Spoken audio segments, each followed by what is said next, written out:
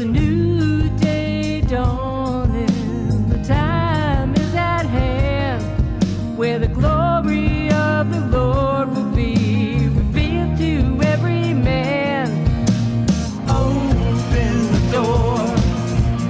Open the door. Open the door. And let the King of Glory in. Open the door. Open the door. Open the door. And let the King of Glory in. All right, let the King of Glory in. Open up the door. Starts right now. So fling wide, you heavenly gates. Prepare the way of the risen Lord, the Apostle John. He was on the island of Patmos. He was in prison for the testimony of Jesus Christ. And he heard a sound behind him. He said, behold, I looked. There was a door standing open in heaven. And I heard a voice which was like a trumpet speaking with me, saying, come up here, and I will show you the things which must take place. That's what we need, my friends.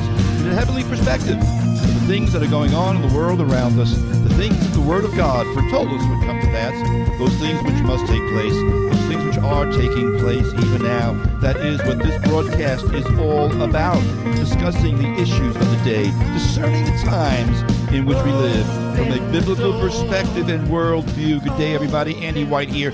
And, of course, what you are about to hear is the fusion of heart, mind, and soul. I want to welcome everybody from all across the fruited plain and all around the spherical globe. Thanks for tuning in to this week's edition of Open Up the Doors. And I am, of course, streaming live over on my Open Up the Doors Facebook page over at facebook.com/faithfm91.7. That's facebook.com/faithfm91.7. If you've never liked the page, go on over there.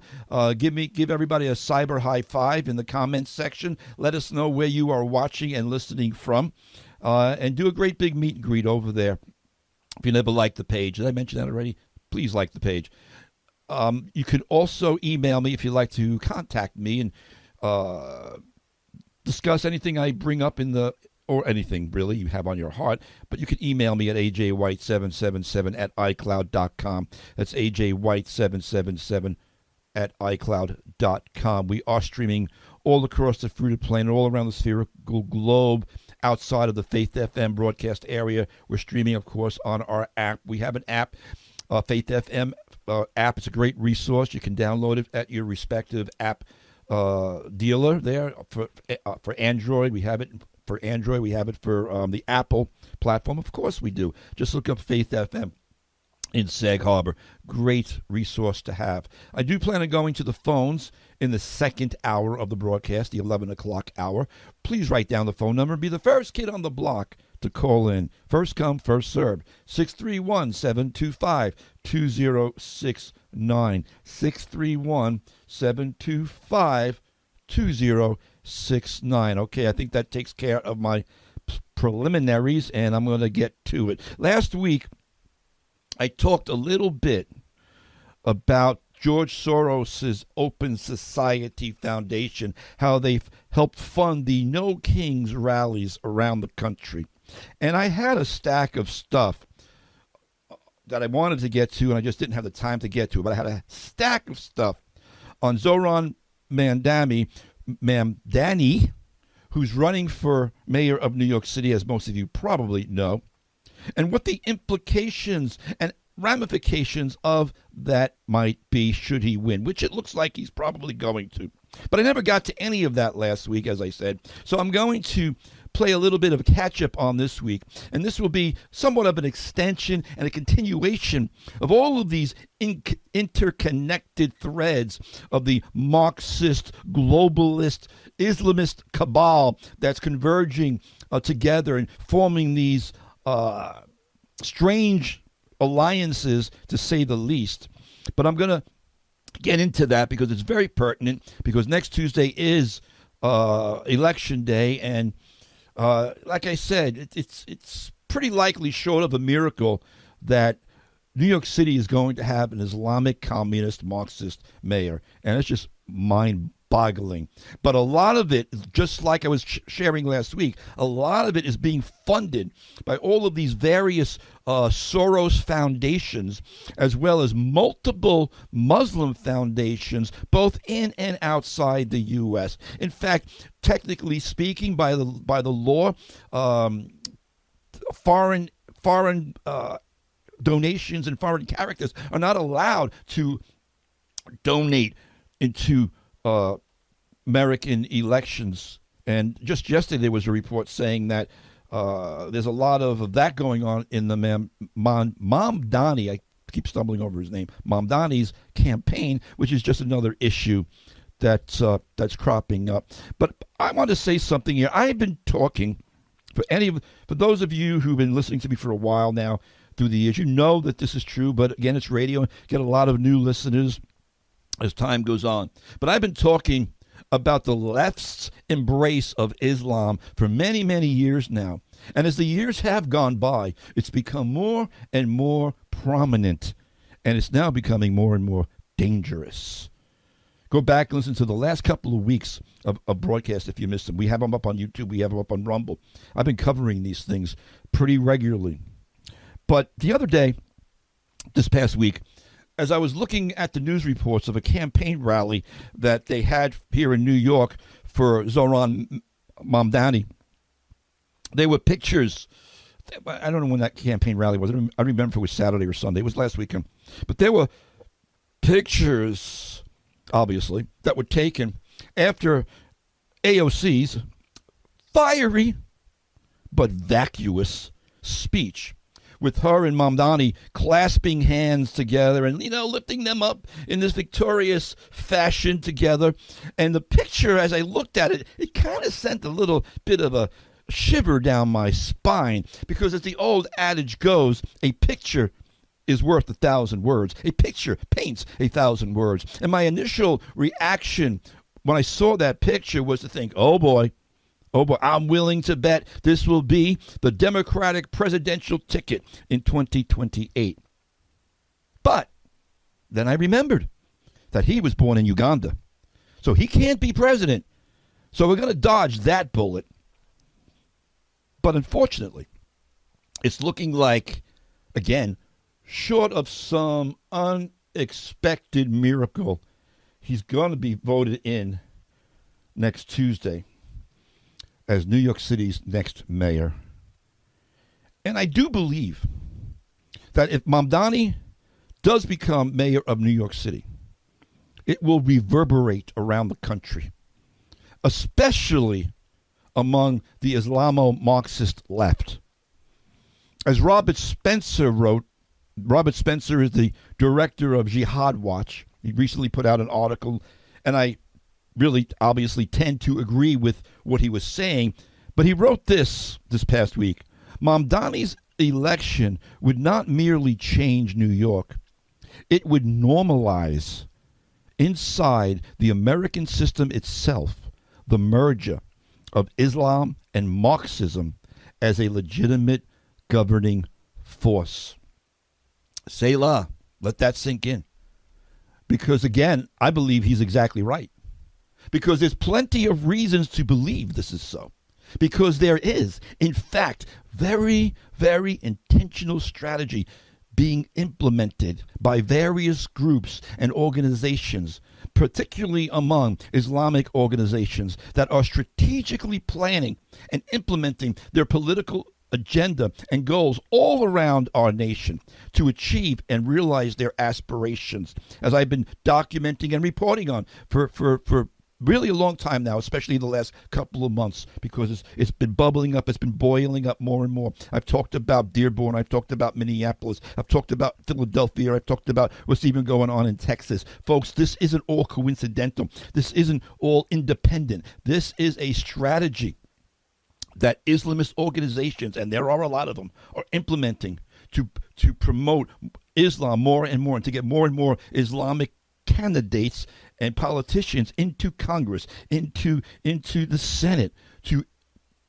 represent their voice, which is legitimate under our representative form of democracy. The problem being is that they're not here to assimilate.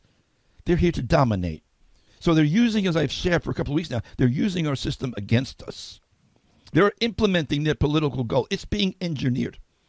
These things are not happening independent of each other in a vacuum. And a Fox News report, an investigation that Fox News released last week, revealed that Mamdani's rise was no accident. It was engineered. A database. Now, you might want to take out some pens and paper here and write down some notes. A database of 110 groups backing Mamdani exposes and brings to light a tight inner circle of organizations that identify as Muslim or socialist, working hand in glove with 76 Democratic Party affiliates. These groups are allied in their unions, and it's particularly important in this political machine. I'm reading this out of, or I got this out of mainly the Fox News report, but there was a couple others as well that were echoing it. But particularly important in this political machine are two networks. Listen very closely. Linda Salsour's Empower organizations and another constellation of groups engaged with which Linda Salsour works closely. Linda Salsour co-founded Empower Change. Empower, Muslim power? No one knows what the M stands for. I'm sure it means Muslim. Because she co-founded Empower Change, which is the first Muslim online organizing platform. And she continues to serve as its executive director. Empower is a mass movement of U.S. Muslims who advocate for a future free from Islamophobia and white supremacy. Those are their words, not mine, on their official, letterheads and stuff, the website. Empower is a mass movement of U.S. Muslims who advocate for a future free from Islamophobia and white supremacy. So, when I was first reading these articles and researching out some of the things I wanted to talk about, when I saw Linda Salsour's name, my eyes lit up. Anybody remember Linda Salsour? Those of you who've been listening to this broadcast for years and years and years. See, I'm wearing my I told you shirt today. I was talking about Linda Salsour several years back in 2017.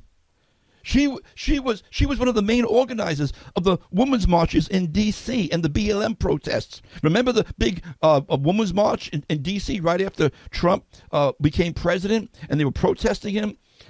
She was the main organizer. She was one of the main speakers. She partnered with several Islamic groups to get that. It was supposedly the Million Woman March. I don't think they quite made those numbers, but it was huge. You might remember this.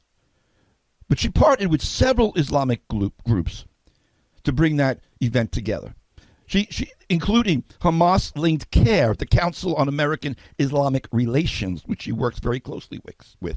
Salsour is a Muslim activist who supports Sharia law being practiced in America. And it should be of no surprise that she's also a virulent anti-Semite and Israel agitator. That's not just a base accusation. Just go back and listen to all her stuff. There's this thing called the internet. There's this thing called, YouTube and videos. And, we don't have to make stuff up. We don't have to accuse people of things they aren't doing. It's out there. Salsour has worked. Now, here's where it gets even more interesting. Salsour has worked with Mamdani through the years. They worked together when he's a young guy. I think he's 34 years old. They worked together when he was back in his mid-20s on different campaigns where they were trying to get Muslims into Congress and the city council. She's been working with Mamdani for at least a decade, roughly. I said this thing was engineered. Linda Salsour has helped Mamdani through the years rise up through the ranks. And she strongly, obviously, endorses Mamdani and she's a key advisor to him. Boy, was the fireworks going off when I was discovering all of this. This guy who seemingly came out of nowhere. But why did she attach to him? You got to admit it. You got to admit, you just got to admit, the guy is charismatic. The guy is young. He's handsome. He's good looking. He's charismatic. He's a deluded person with no real world experience other than being a communist and an Islamist. But he's got the looks. So he's being propped up. But furthermore, I'm going to build on this. Because furthermore, to underscore my point of the convergence and alliance of Islamic ideology with leftist ideology, Linda Saussure, as well as Mamdani, are members of the Democratic Socialists of America. Of course, along with Bernie. Yeah, Bernie and AOC, of course. Card-carrying members of the Democratic Socialists of America. I'm a democratic socialist. I'm not a communist. No difference. You like flipping names around. You like redefining terms. Go to the DSA's website and read what they stand for. Read what their policies are. It's pure Marxism. But I digress. But in 2019, the DSA's national organization listed and scheduled Linda Saussure as one of their speakers for their upcoming convention.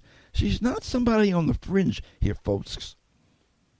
She was a featured speaker this year, back in September, 2 months ago. She was a featured speaker at the CARE Impact Weekend in Washington, D.C., just 7 or 8 weeks ago. Again, CARE is the Council on American Islamic Relations.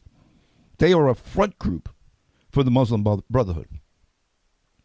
So now the radical left and these Islamic movements are converging in the heart of America's most influential city. This is going to be a jewel in their crown, in their minds. Folks, they are on the threshold of obtaining an unimaginable foothold should they get control of New York City. Again, all the polls are indicating Mamdani's going to win. It's going to take a miracle. It's going to take some unforeseen miracle for him not to win. And I have some other thoughts on that maybe I'll just save for later. But ponder, if you will, what is a perfect metaphor? And perhaps it's more than a metaphor. I've been talking about this marriage between Islam and Marxism for years and years and years. 6, 7, 8, 9 years. And to me, what a metaphor came about between the marriage of Alex Soros. Alex Soros is the son of the infamous George Soros. But he married Uma Abedin. Alex Soros is a progressive leftist socialist. He's actually worse than his father. Can you believe that? But he married Uma Abedin, who's a Muslim.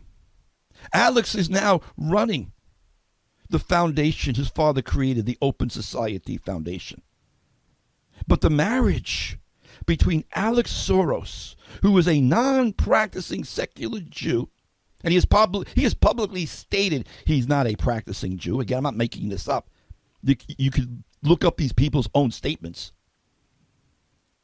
But this marriage, what a picture.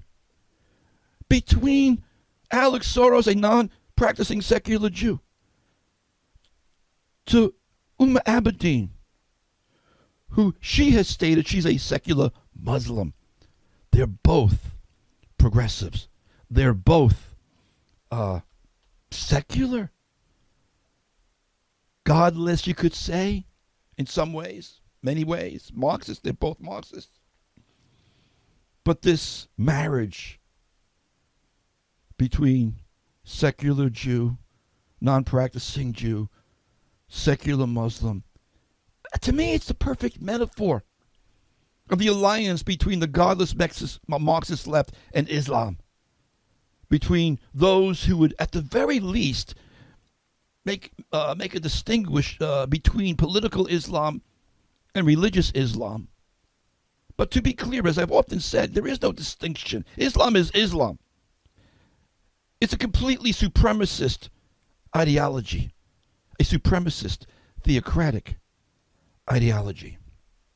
So here where all these threads begin to come together, my friends. Because this Fox News report has exposed that Zohran Mamdani is being bankrolled by $2.9 million coming from the Soros-funded organizations and Islamist activist donors. The organizations have been generously funded. In total, all of these various organizations and not-for-profit NWOs, I should say, NGOs, non-governmental organizations, NGOs, sorry. Soros's Open Society Foundation funneled money to Linda Salsour's Empower, $2.5 million, according to tax filings. There's a paper trail.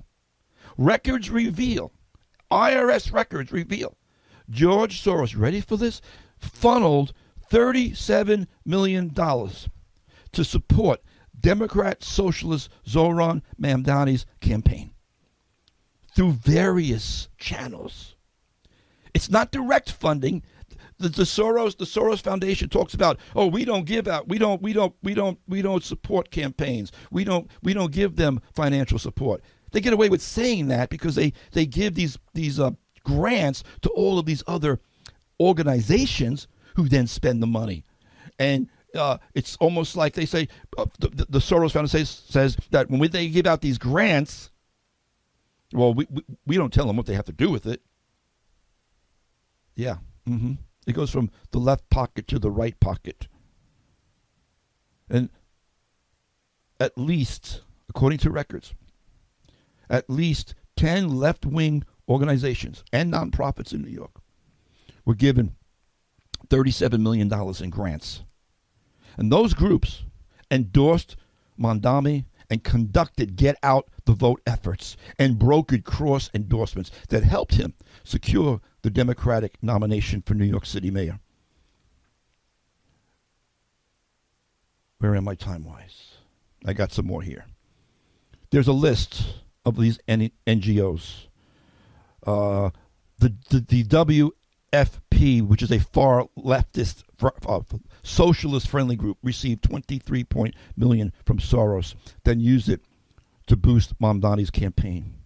Other NGOs received $13.9 million combined.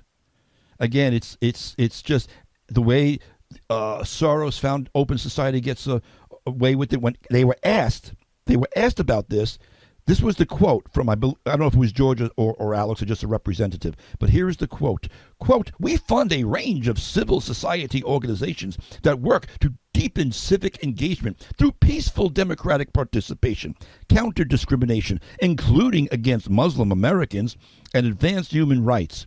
It was a spokesperson for the Open Society Foundation told Fox News. "We are a nonpartisan organization." Oh, please, gag me with a spoon. Yeah, right. The Open Society Foundation, they got the audacity. All of the groups, all of these foundations they give to are socialist, Marxist, leftist foundations, but they say they're a nonpartisan organization. They say, we do not fund political candidates in their campaigns. That is a incredibly laughable statement. This is gaslighting turned into an art form. And folks, the bottom line is this. I got to go to a break. Mamdani, and I know you know this, but I'm putting the pieces together for you. Mamdani is an Islamic Marxist communist who, short of a miracle, is about to take over one of the, if not the, most important cities on the planet. And the records and the receipts show us who's been paying for it. New York City isn't just electing a new mayor. They might think they're electing a new mayor. No, they're being bought by Islamic Marxists.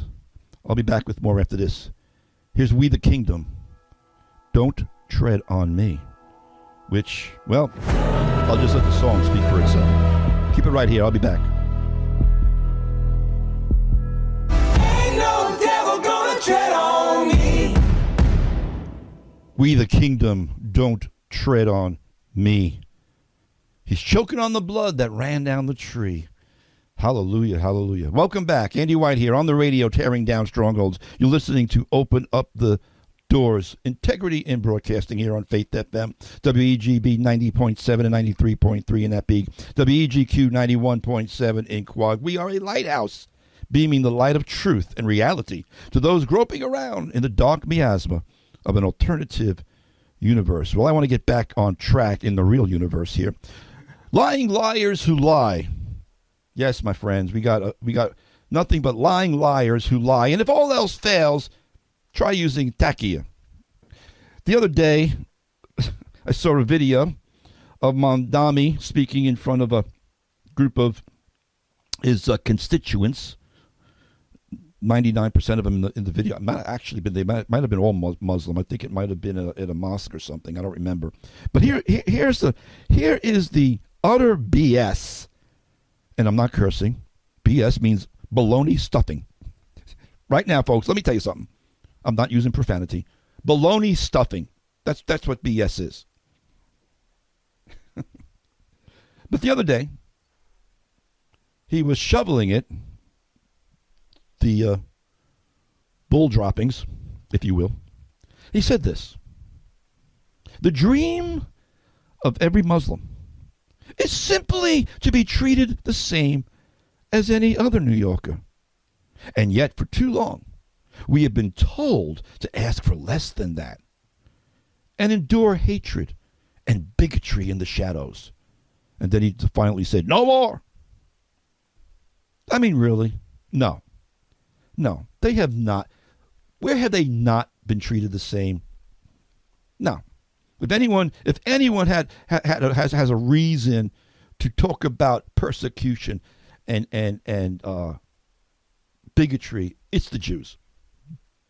By large and far, by far and by large. But they don't even do that, really. No, this is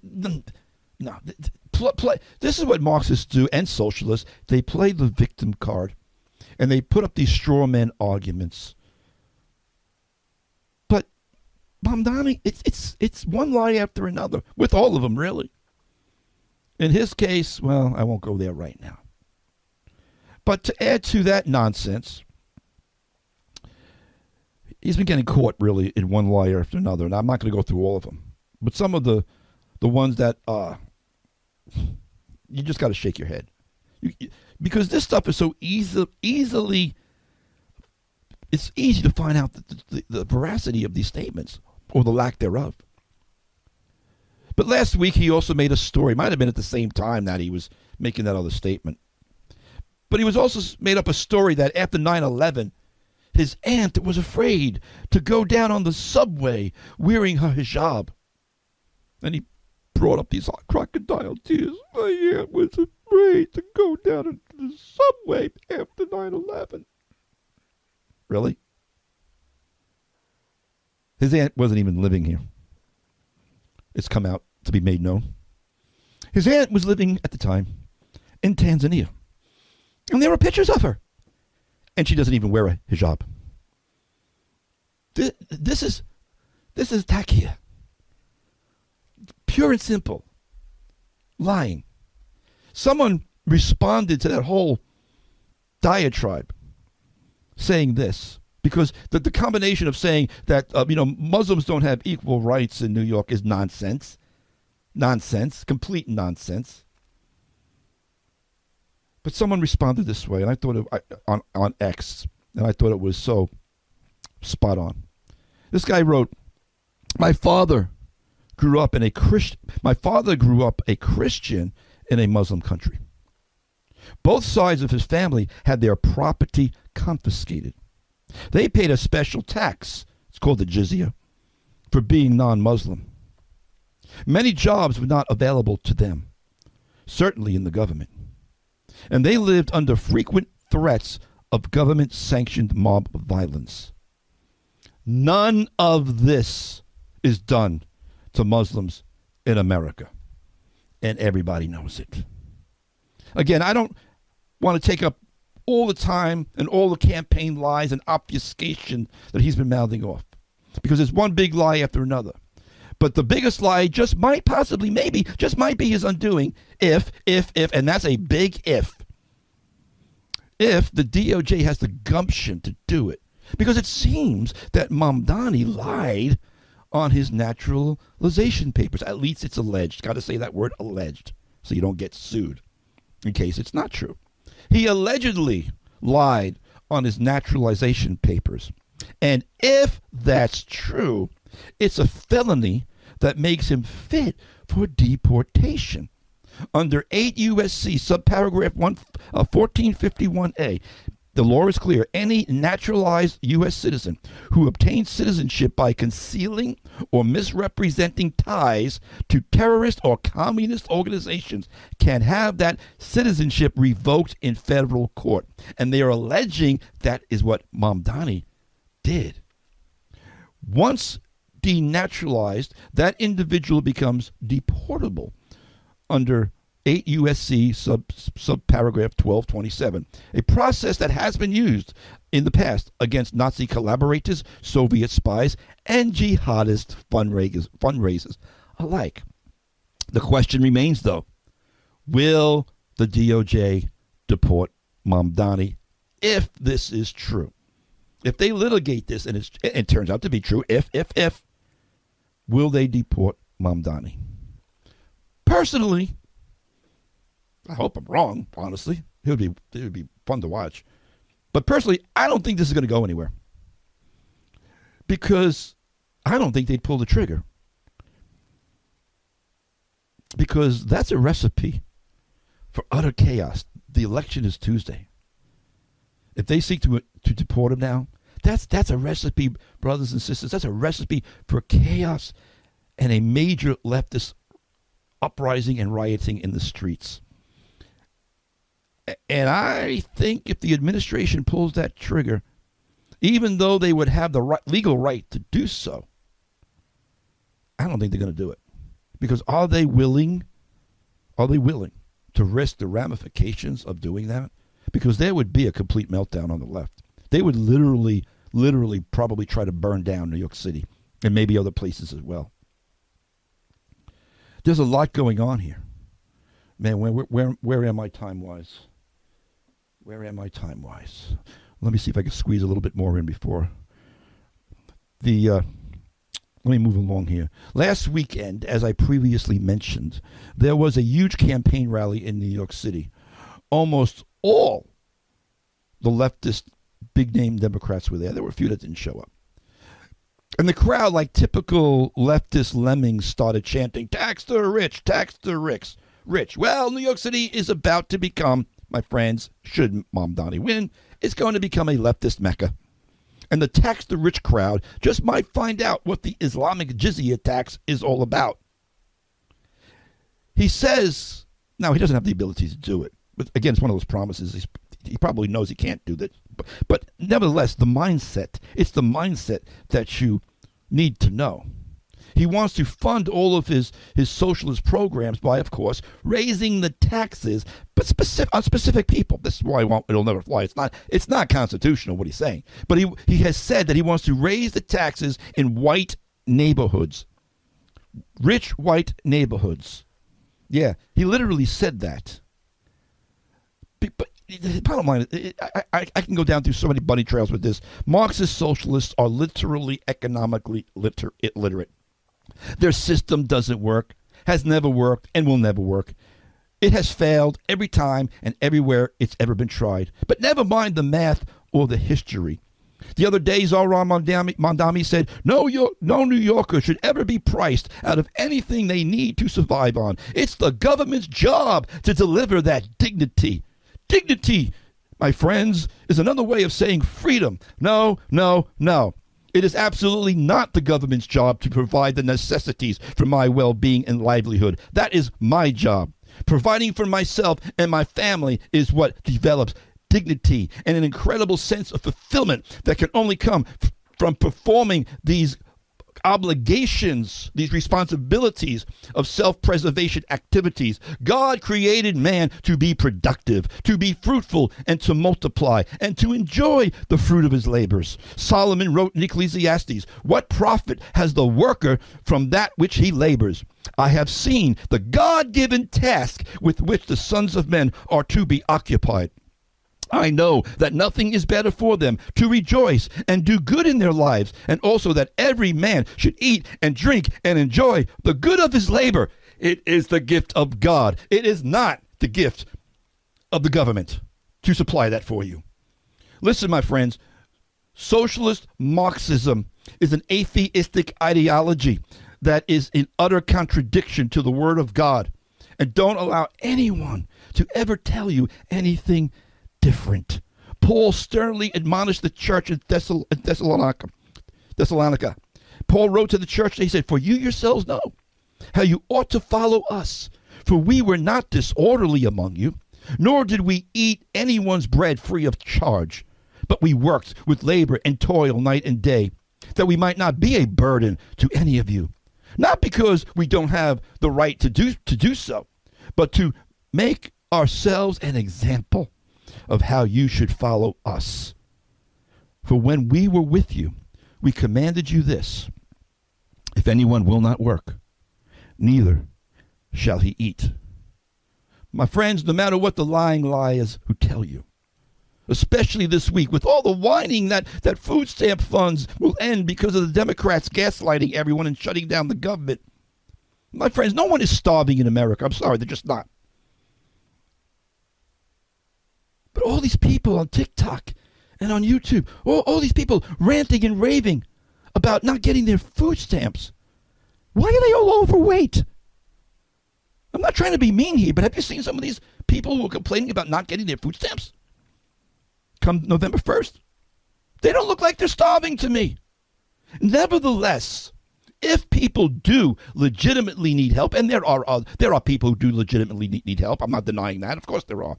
But here's the thing. There are innumerable food ministries and churches and community food charities where people can get help. You don't need the SNAP program. Sorry, you don't need it. The SNAP program is rabid with fraud and abuse and should be abolished altogether anyway, but I digress. Let the private sector, let the churches rise up and do what they're called to do and take care of their communities and give food to the needy and the hungry. I'm all for that, 100%. We do that. There's plenty of ministries around that do that. But the only reason the government wants to do it is not because of their compassion and benevolence, but as leverage for their power. That's the bottom line. I'm going to take another break. I'll be back with some closing thoughts after this.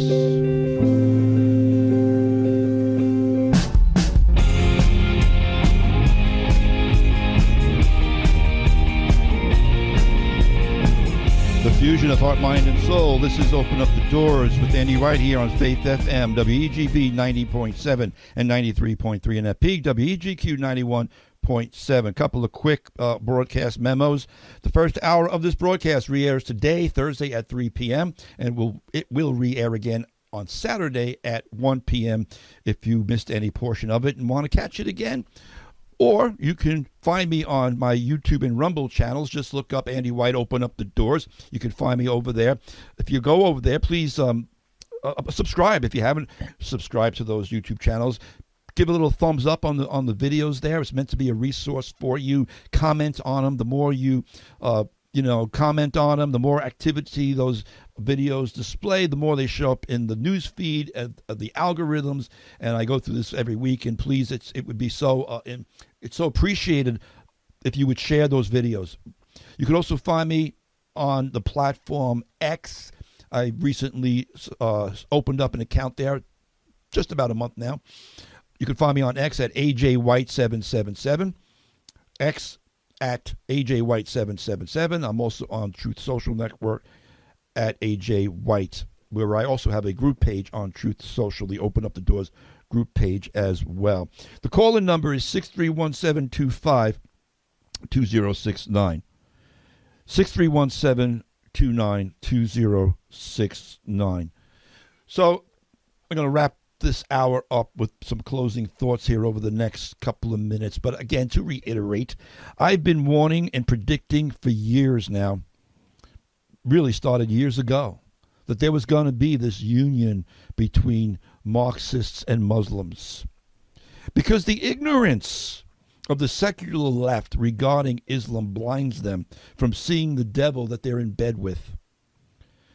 Folks, today's Democratic Party, and I'm saying this to my Democratic friends out there.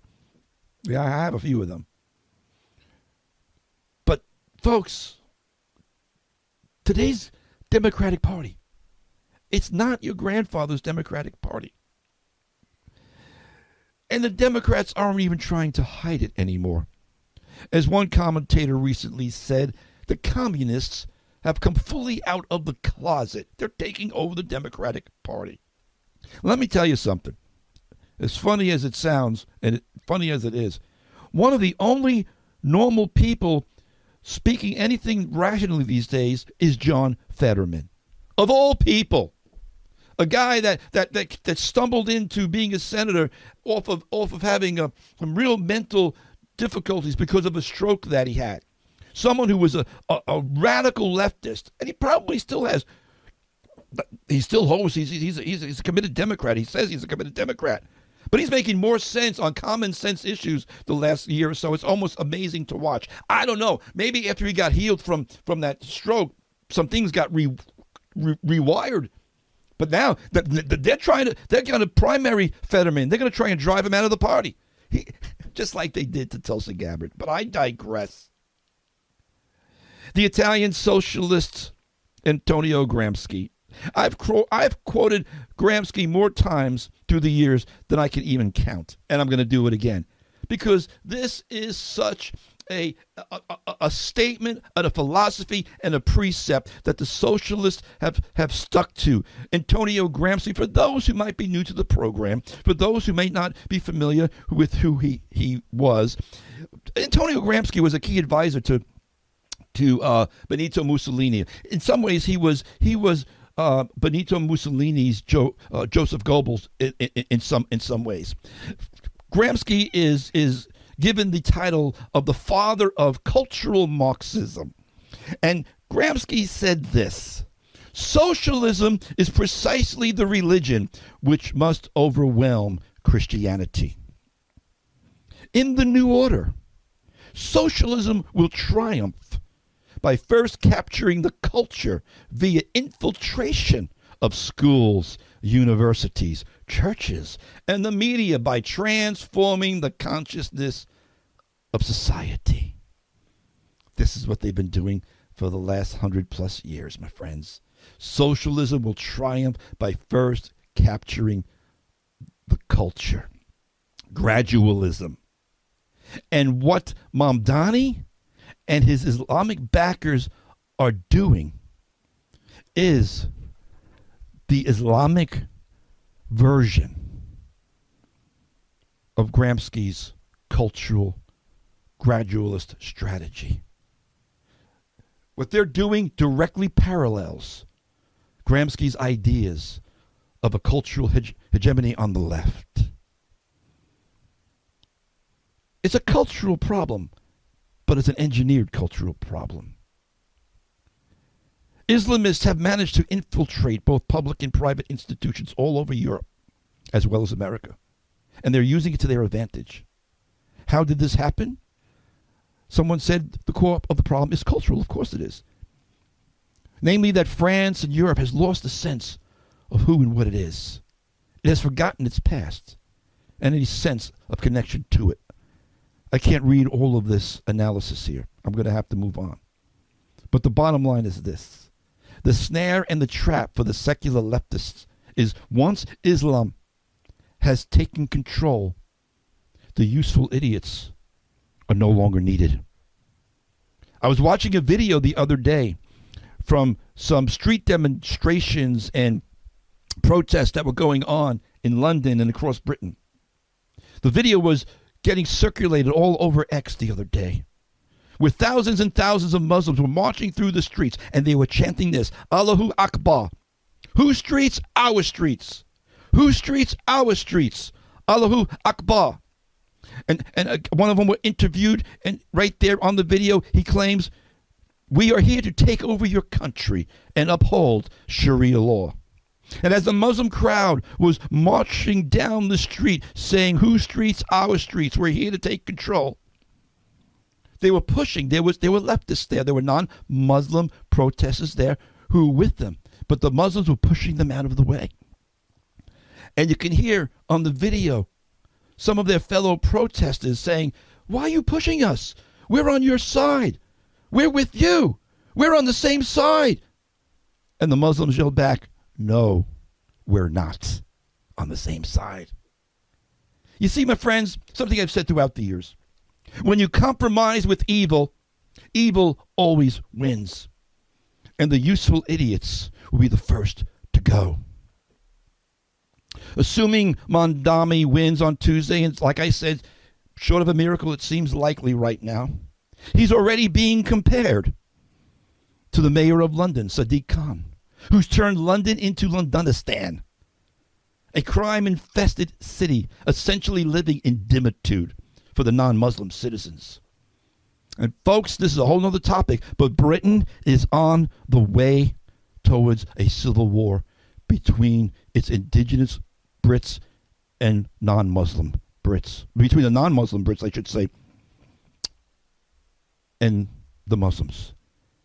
Because Islam there is increasingly growing and becoming more and more powerful.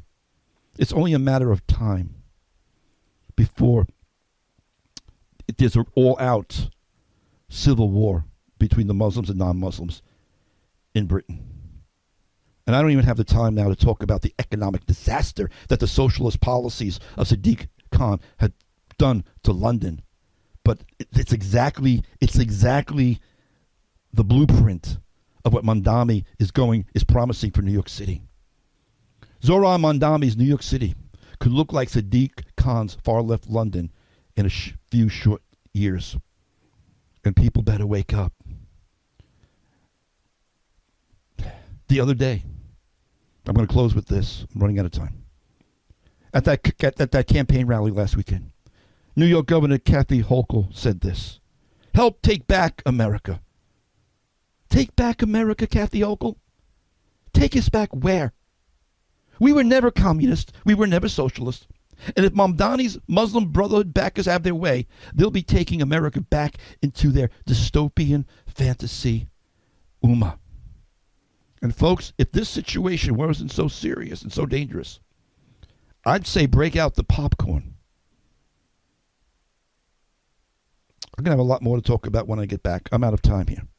In the meantime, pray that New York City really has a miracle of deliverance next Tuesday. I'll be back after the news. This first hour is over. In the meantime, watch, stand fast in the faith, be brave, be strong, and let all that you do be done in love. And keep it right here on Faith FM, and I'll be back to take your phone calls right after the news.